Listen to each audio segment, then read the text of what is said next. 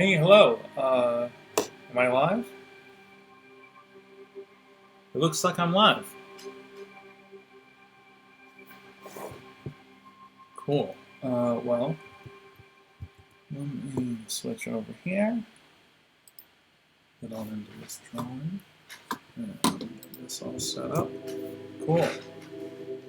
Well, good evening. This is Connor in Pittsburgh. Oh, I should have made more tea, but that's all right. I'm gonna be drawing some cool stuff. Let me just check in on some other tabs here before we get started. See if I can get this all lined up. Okay, this looks good. Well, okay, there we are. Great.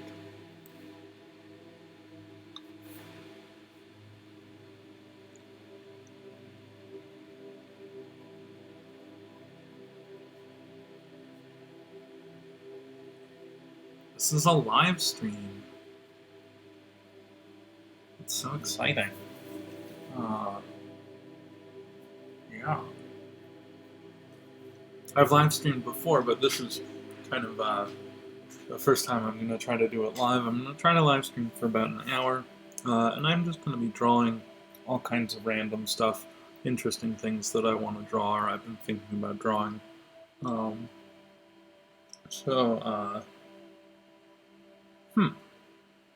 I guess I'll just start.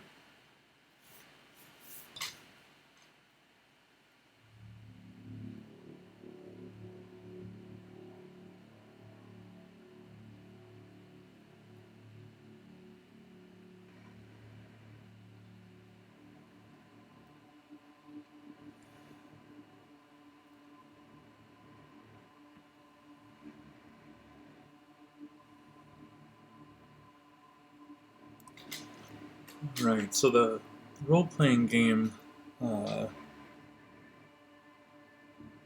world that I'm working on is a world of kind of newts and salamanders, and so I'm just going to start by drawing, just kind of a warm-up salamander.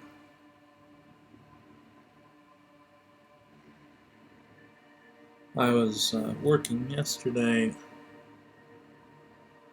maybe this morning, on a sketch that the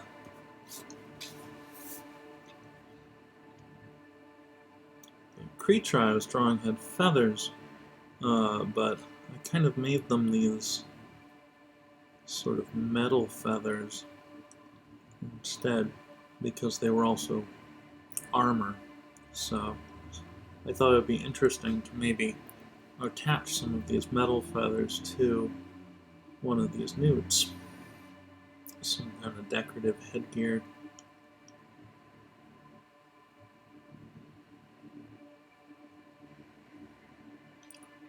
I just finished watching Star Trek Deep Space Nine, the 7th and final season, and the Vorta and the Jem'Hadar, the people who work for the Dominion, they have these little kind of eyeball guys, bit like Google Glass, but from 1999. That's like a headset with an eyeball thing that goes in front of your eye. It gives you a heads-up display of what you're seeing. This is a Vorta. They have these weird side ears, which I guess make them, I don't know, mean negotiators. But right, so this was from DS9. But thinking about that in terms of not what if this newt had like a helm, but just something that really kind of wrapped around and was a structure on top of this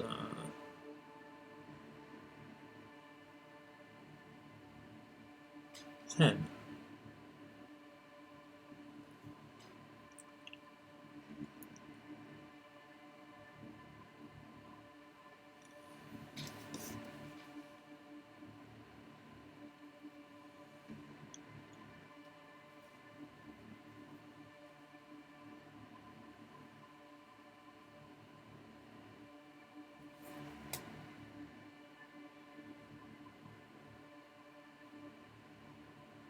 And I'm learning more and more how to draw these salamanders. They're a little bit earlier than,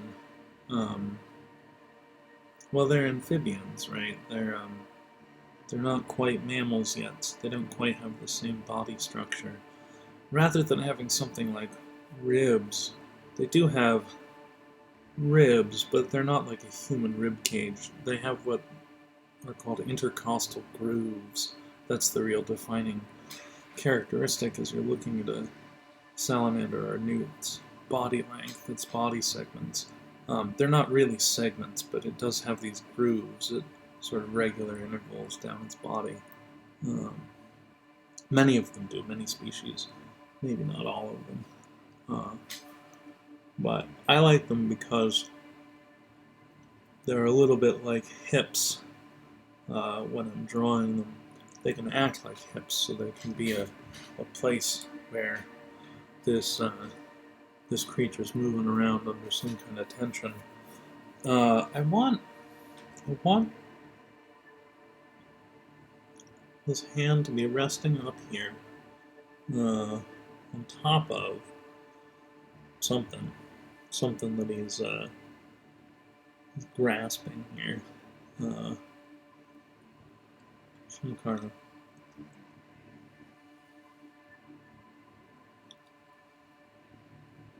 branch that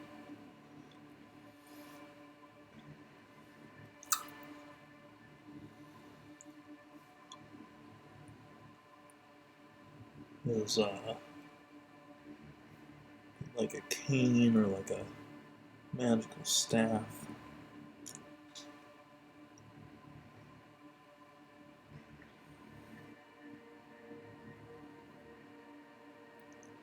The little innovation that I'm giving it here is that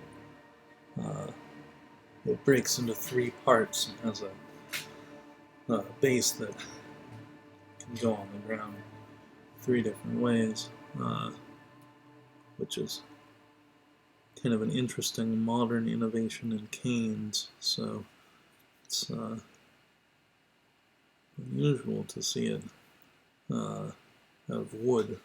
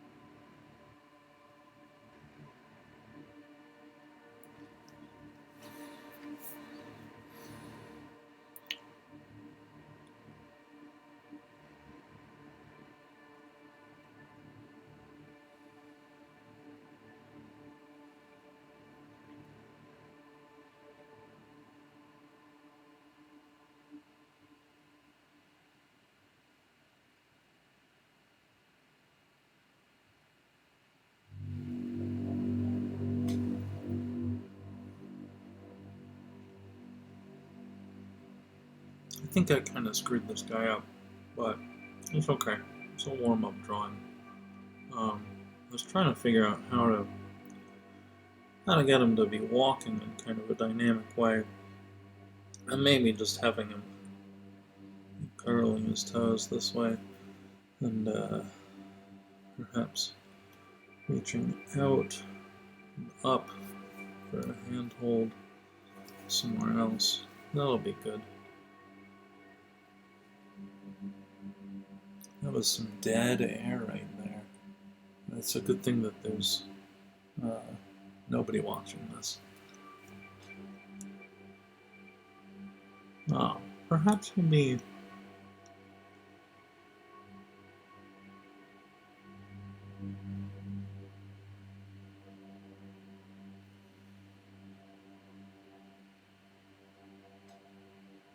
doing something slightly more interesting. Perhaps he is.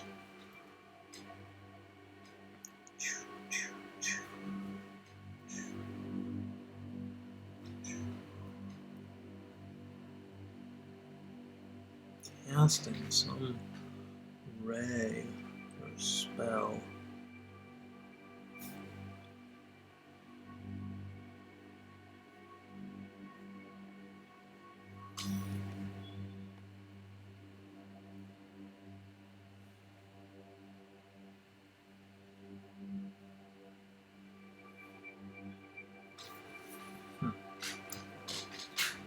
Okay, that's pretty cool. And,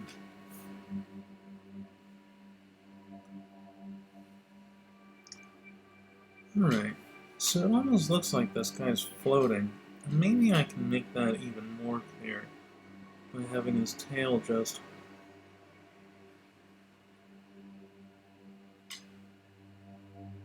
drape way down, you know.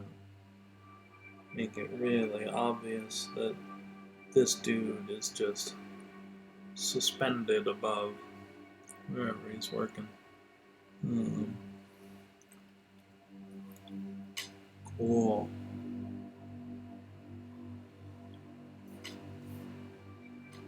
Alright. Now I want to go in and just make this look more like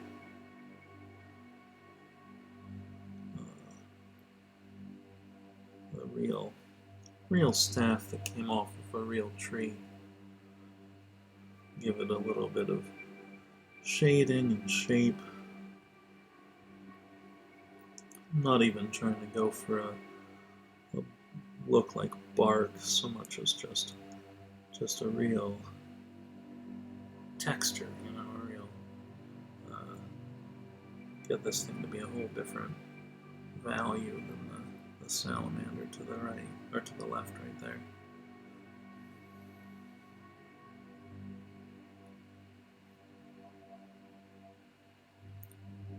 This is a little bit of laziness. I'm doing this staff very fast, and I'm just making up what the light and shadow play would be.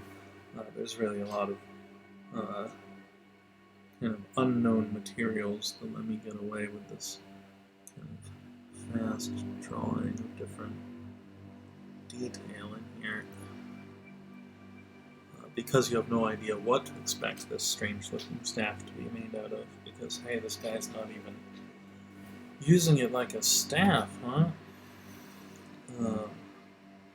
What is it for? Right, perhaps, actually. It is for something a little spookier. Right? These guys are actually siphoning up whatever it is that he's projecting here. Pulling it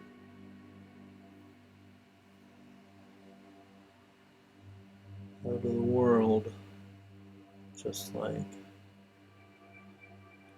he is.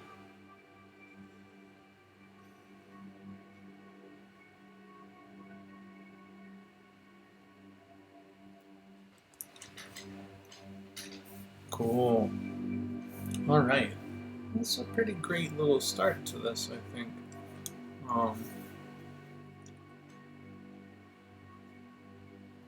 Yeah.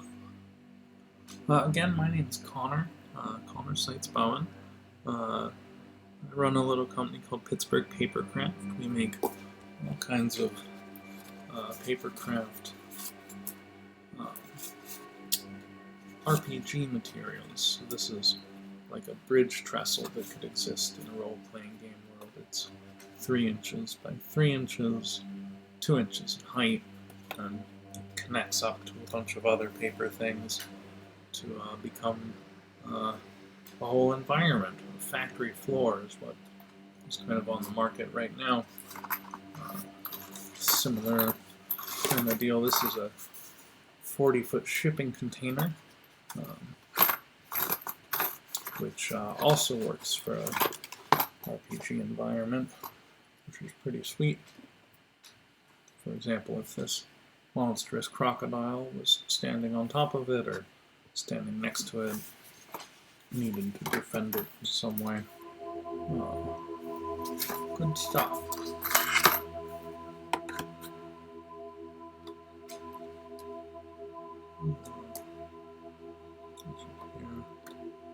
I'm going to bring some of this stuff closer. A little bit more interesting to look at.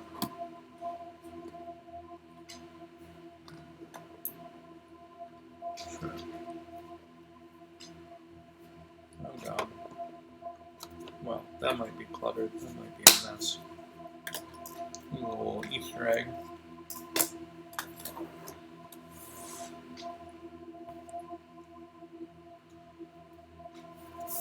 Cool. Alright.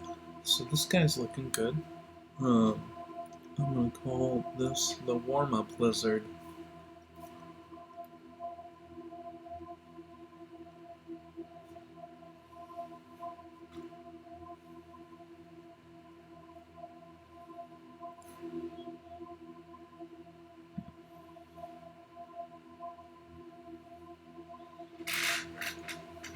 The warm-up lizard. Let's just invent 6 kind of traits that might be what this guy's about. Well, we got this feather helmet here. And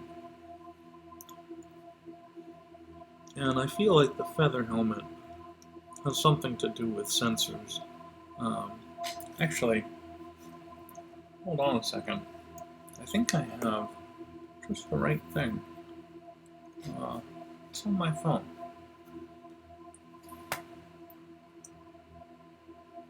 Hey, I actually had a phrase for what these things are. So, here we go.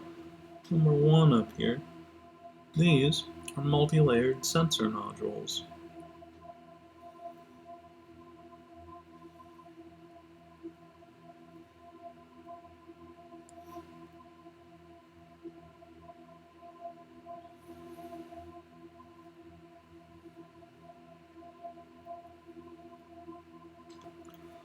I think this is maybe, let's call it, that's number 2 there.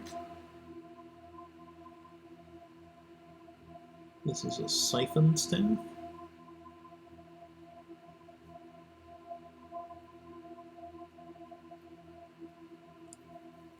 Which I guess it's siphoning some kind of ethereal energy and he's transmitting it that way. And right, so this is kind of a tripartite emanation. I'm going to find out how to spell tripartite.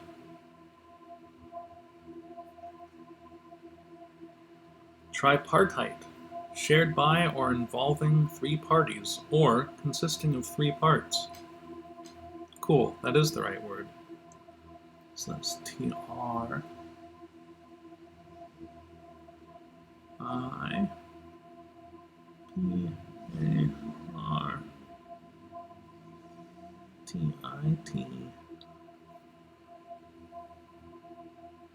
Emanation.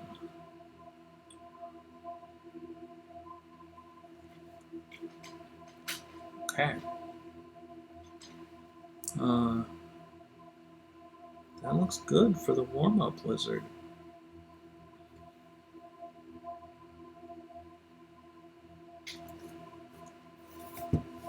Cool.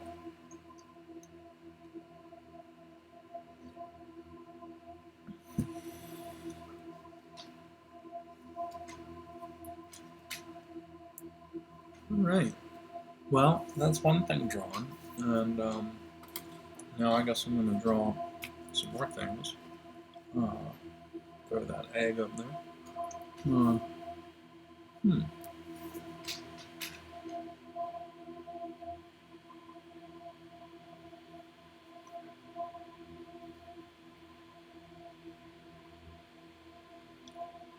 Oh, let me tell you guys about the music that's going on right here. I don't know if you've noticed the soundtrack. That is the Free Music Archive. Is where I'm getting it. So it's all Creative Commons stuff. It's all open source, open license content. This is from The Big Loop by Daniel Birch.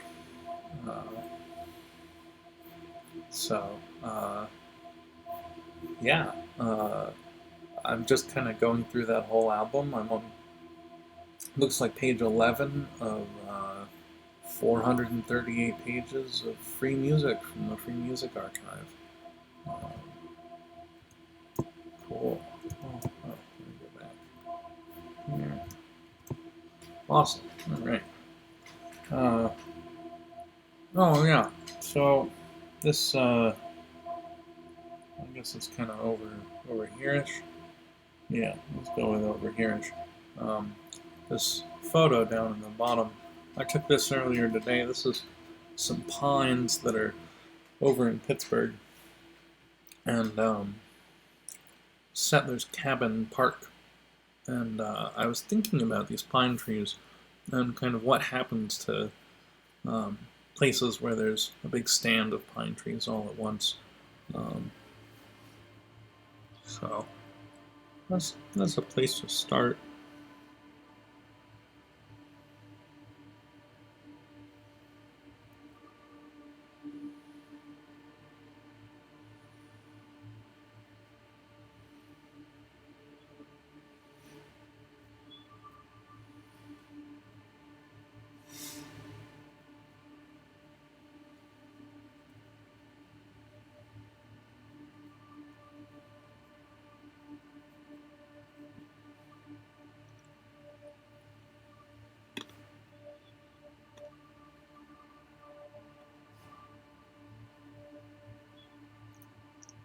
I was in California in February and early March before the pandemic, and that was good. I saw a lot of redwood trees.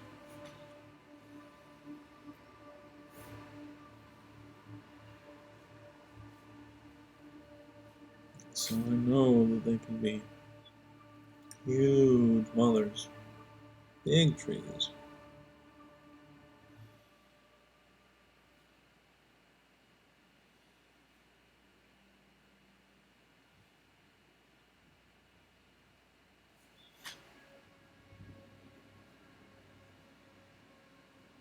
Just incredibly tall and close together too. That's part of the secret of drawing pine trees, redwoods anyway, from memory.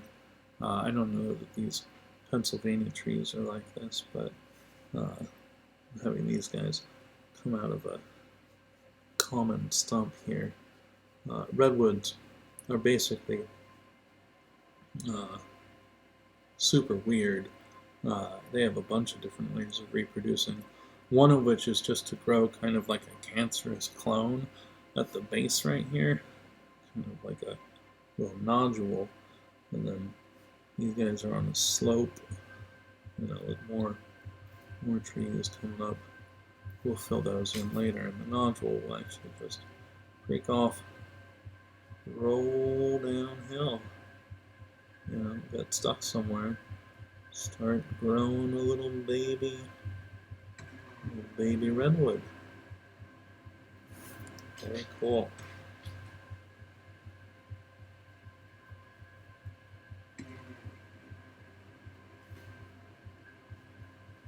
That's in addition to the kind of means that we would recognize in other tree species. Seed dispersal, pollen.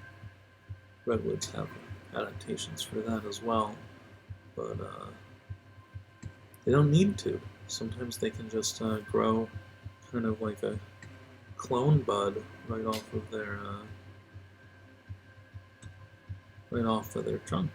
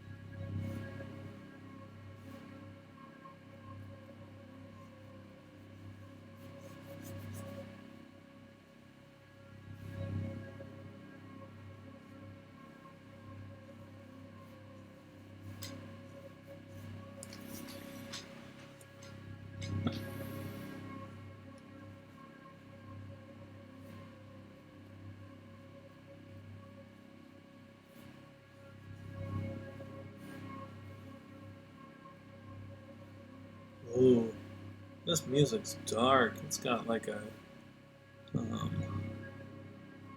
real Blade Runner 2049 kind of vibe to it. Just unrelenting synth here, you know. Oh, I was a little hasty there.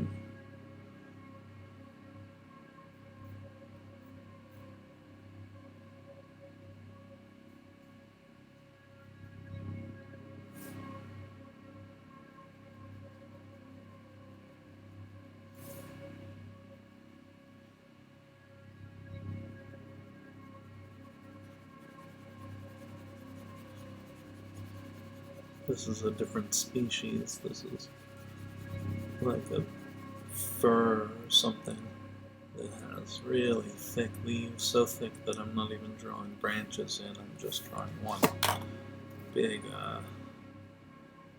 wall of cross-hatched value here. We'll go back in a second and kind of dab a little bit.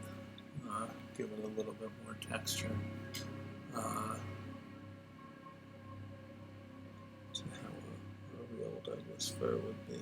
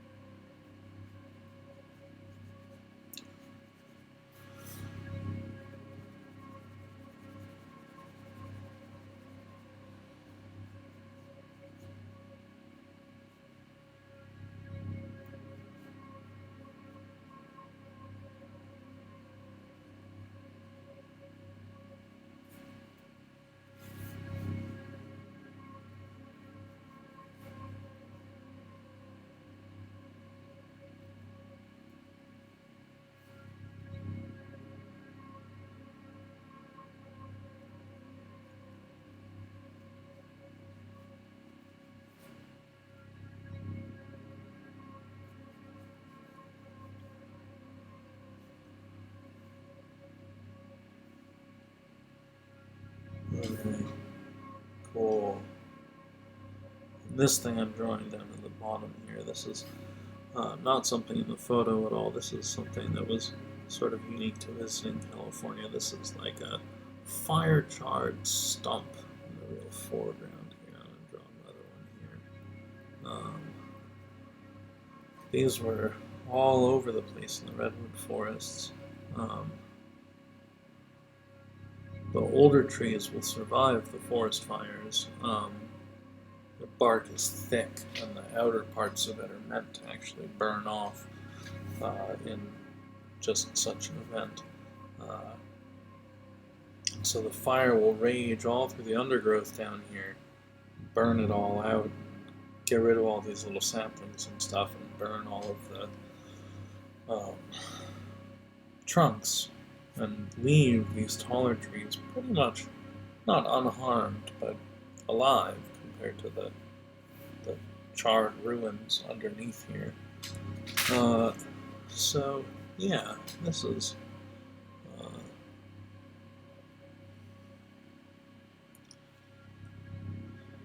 the Shadow Pines. Let's call them the Shadow Mist Pines.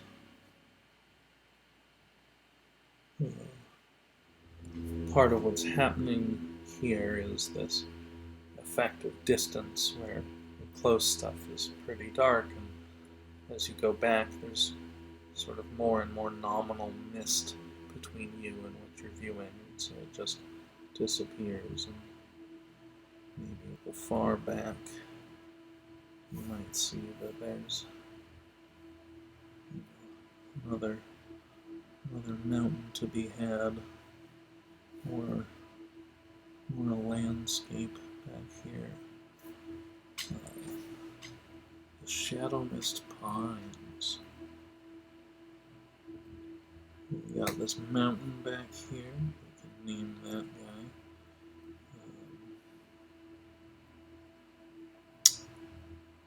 Got the canopy layer here. Perhaps there are creatures that live up here, or perhaps these are an environment that is worth visiting to harvest some kind of plant or animal. I want to talk about this fir tree. And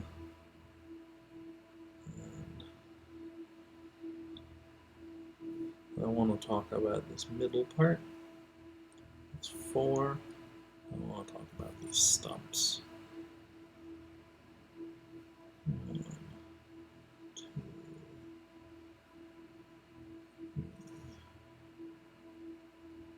3,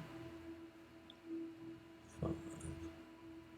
I'm not sure where this is leading, but I'm thinking towards the idea of having drawings with names associated with them.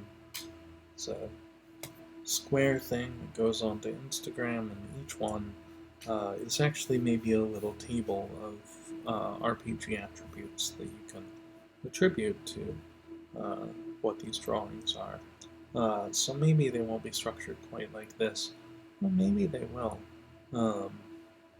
This is an interesting format, and because it's a numbered table, you can roll dice against it.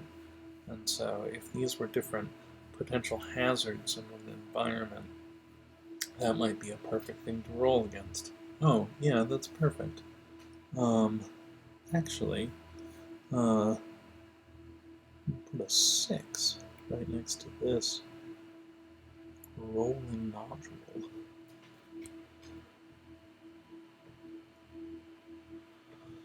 Cool, okay. So, the Shadow Mist Pines. Let's go with hazards. So what are the hazards here in the pines? Well, the mountain hides the weather. The rock hides the storm. Right, the weather can change super unpredictably, and sometimes they're shadowy and sometimes they're not, and sometimes there's mist and sometimes there's amazing thunder, and it's scary and frightening and insane. 2. So this is up at the high canopy. And up at the high canopy in these kind of pine forests, there are a lot of creatures that eat things up there. There are different plants, and I think they're called epiphytes. I'm going to look that up. Just make sure I got that right, too.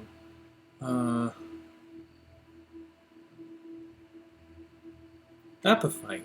plant that grows on another plant but is not parasitic, such as numerous ferns, bromeliads, air plants, and orchids growing on tree trunks in tropical rainforests.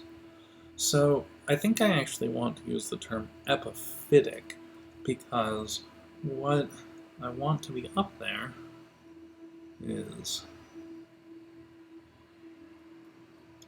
an epiphytic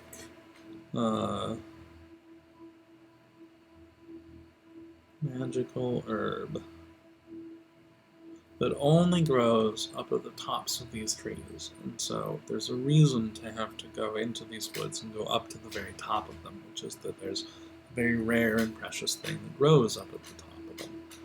So this Douglas fir, I'm going to say that the area underneath this fir, well, pine trees and fir trees, evergreens produce a lot of needles, and they can produce kind of a spongy layer of needles instead of soil beneath them, which, if you disturb it, turns into mud super fast, but if you don't, stays this big absorbent sponge, which is kind of weird. So I'm going to say that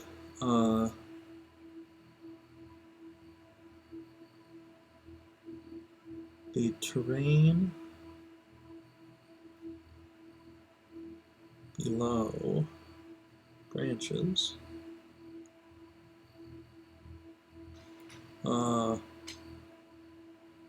punishes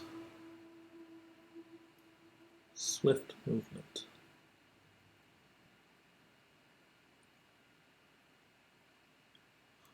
Right, that having that tree somewhere on the battlefield, it's actually harder for things to move through it. And maybe if they move more than 1 or 2 squares in a row through a fir litter space, that movement gets penalized, or some other part of their turn gets penalized. Or maybe that's just the end of their turn if they attempt that third movement, or a movement onto a third square. That's the end of their movement. Full stop. Because, hey, maybe it's like a magical fir tree. Oh, yeah, so these shorter guys, these are potentially good, I think, for timber.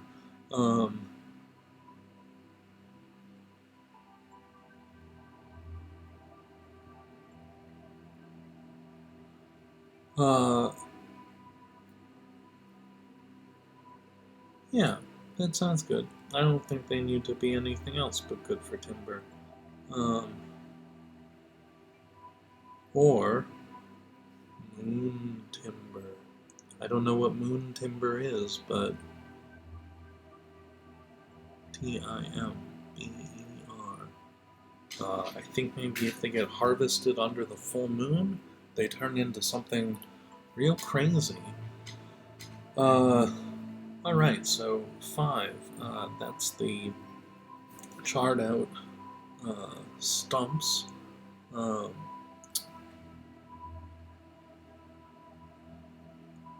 These are kind of fire-haunted stumps. Let's call them that.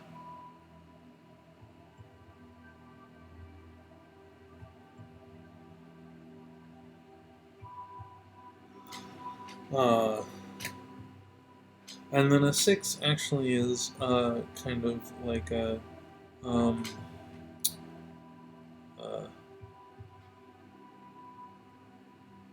hexaploidal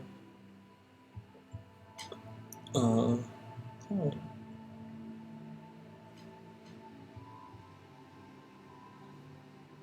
ball, which is really what it is. Redwoods have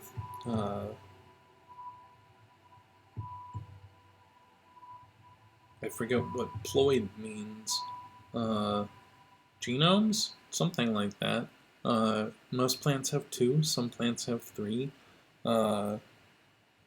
And redwoods have a weird combination of an ancestor plant with 2 of those genome things, and an ancestor plant with 3, and so they have six full copies of their genome uh, in every cell, uh, which is weird.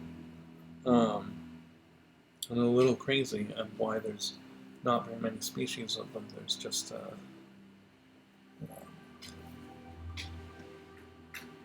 three: the sequoia, the redwood, and the Chinese sequoia or Chinese redwood. I think those are the three. Cool. Yeah. So that's the hazards of the shadow mist pines.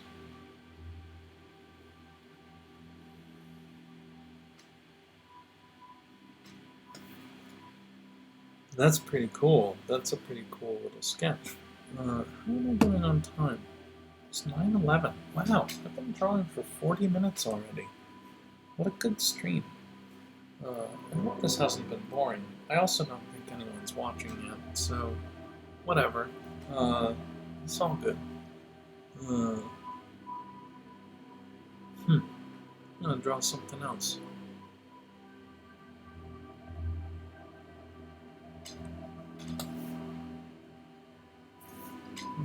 Let's doodle up here for now.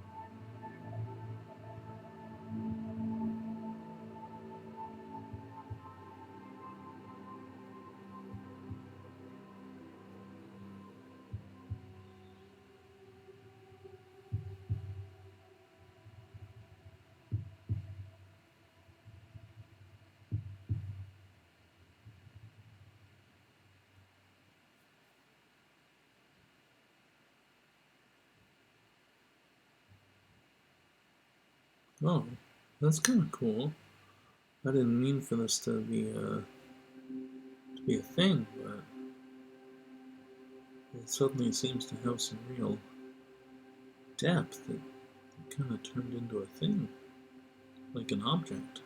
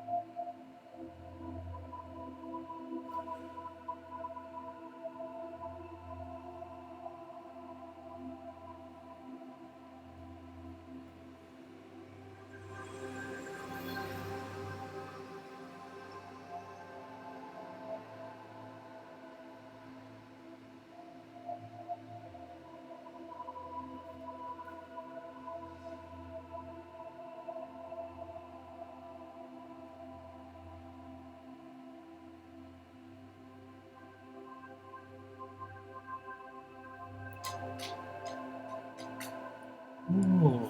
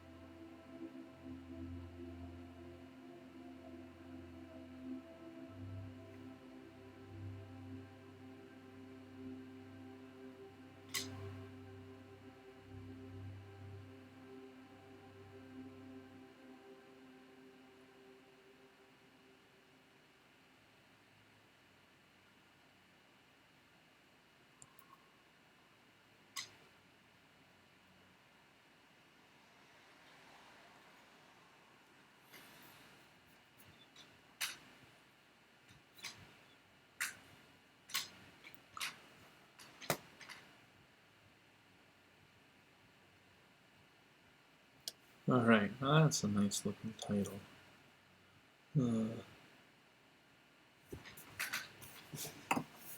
This is Vorta? Oh, I have no music. Also, I stopped speaking for a while. Bad on me, that's what they call in the business dead air.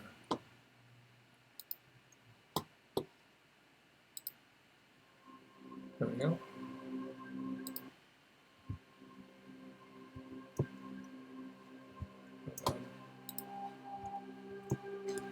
Back. Cool. Oh, hey! Is that Fiona? It is. I've been drawing stuff. I drew this warm-up lizard, and I drew this Shadow Mist Pines. Now I'm just kind of filling out the page.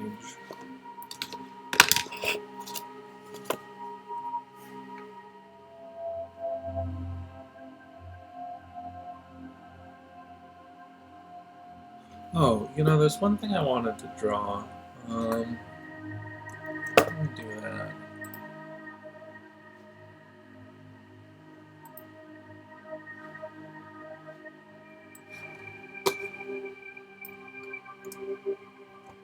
So, there was this video game called X-Men Mutant Apocalypse, and it was on the Super Nintendo, and the door over here is something I find kind of fascinating. I'm going to see if I can model it in Papercraft. What happens with this door, which I'm just going to redraw right here, with other doors like it as the game progresses, is that there are enemies that emerge from it, and a couple of frames before they emerge, the central kind of lock starts spinning. And it has kind of a horizontal frame, a vertical frame, a couple of frames in between. But it's a nice little visual cue that some more enemies are about to emerge from that part of the screen. But some of these doors just seem to like not have anything behind them but these guys, right? Just these like super muscle-bound tough dudes, like you can see, who are getting hit. And we can actually, right? Oh, well that door's, I guess she already beat that door, but it keeps opening. They keep opening like that. There's gonna be another one coming up.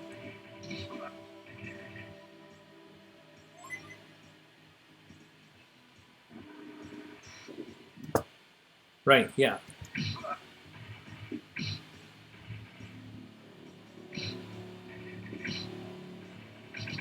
And then it's gonna open again. There's like another person who comes out.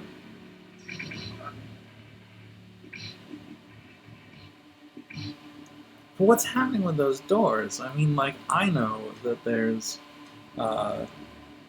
more stuff than that going on. I know that there's, like, these doors lead somewhere, and that there's a facility behind them, and that they got some stuff going on. But that's not really how it looks in the game. How it looks in the game is that these doors are kind of pressing these guys like action figures or clay molds over and over again. And I think that's what I want to try to capture. That seems like an interesting thing to capture. Okay. So what I have going on down here is what this door kind of looks like in the game. Oh yeah, this hazard markings. I love hazard markings, so it's very cool that this door has some hazard markings on it. It's OSHA yellow hazard markings. And I think there's like a little light switch or something. Is that part of the door? Oh, no, that wasn't part of the door. Oh well.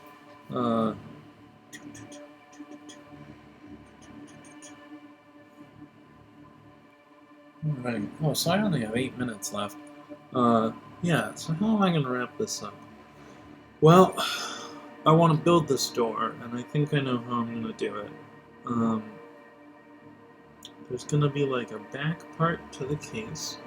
The essential idea is that this door is going to be hinged, and that behind it is going to be like an open space.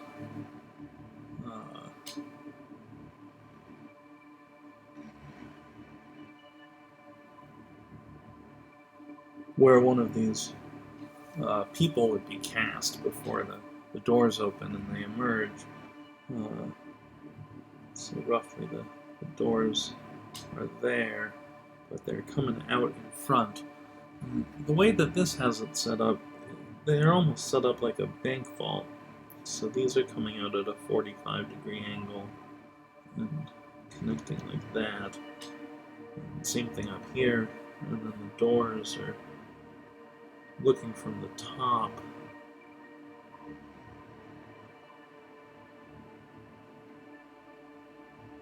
The doors have this sort of angle inwards, and also a slope downwards, right? So this is going to go almost totally down and in, you know, like a double slope, down and in,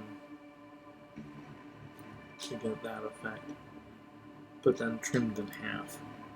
So those will have to look like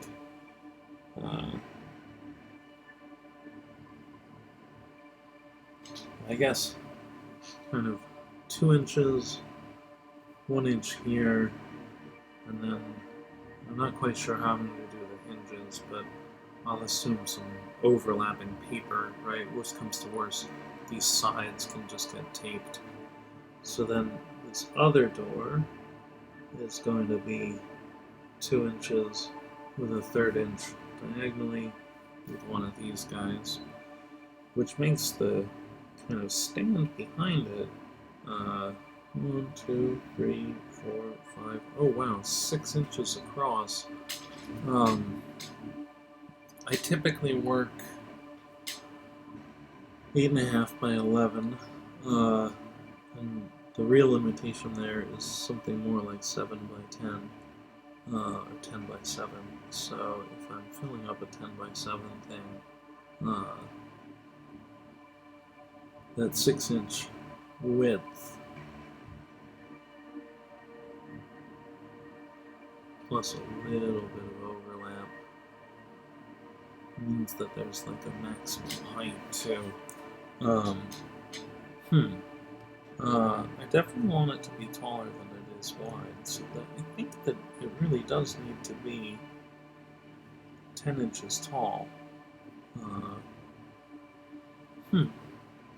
So that's like 10, 6, 2, 6, 2, that's half, 6, 2, 6, 2, half.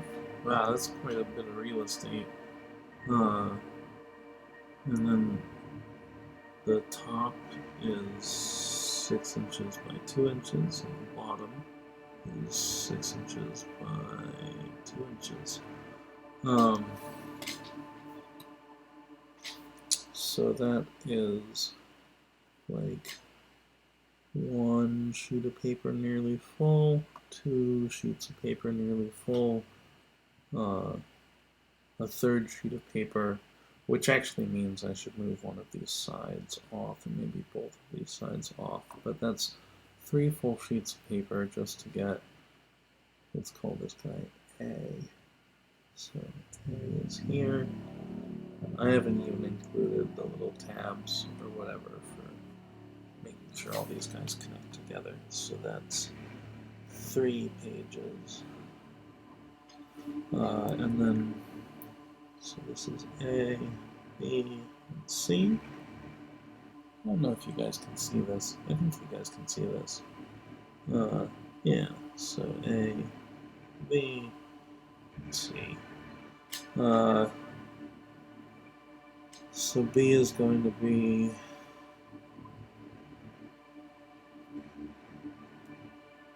rather than 10 tall, it's just going to be 9 tall.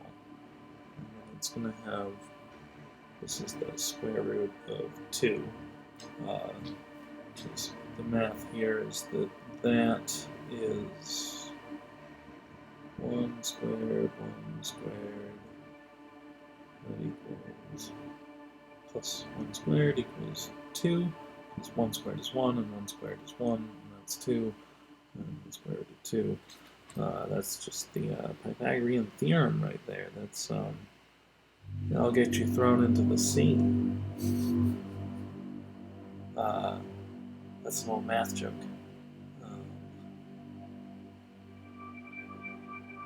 Right.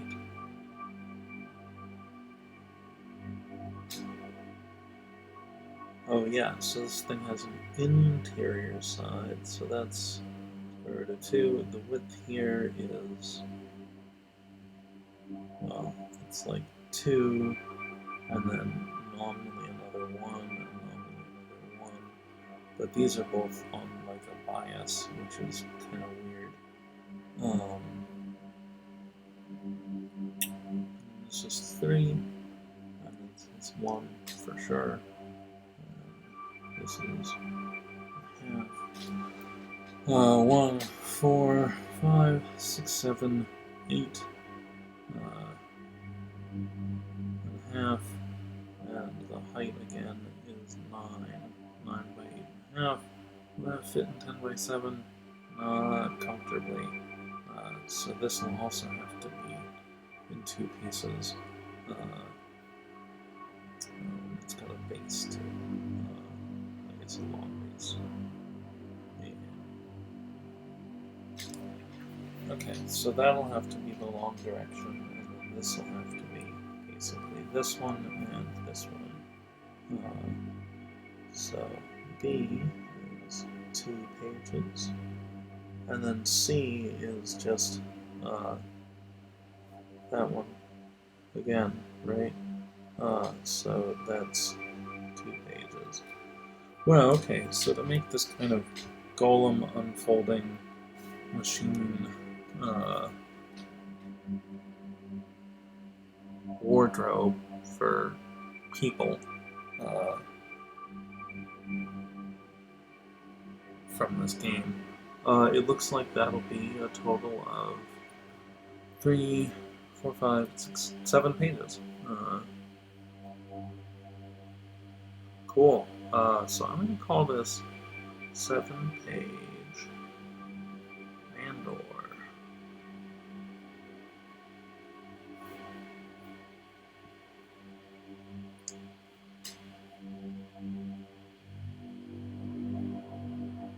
Cool. Well, great. It's been a little bit more than an hour, and that was 3 different things I've been meaning to draw, and I drew all 3 of them, and it was pretty good.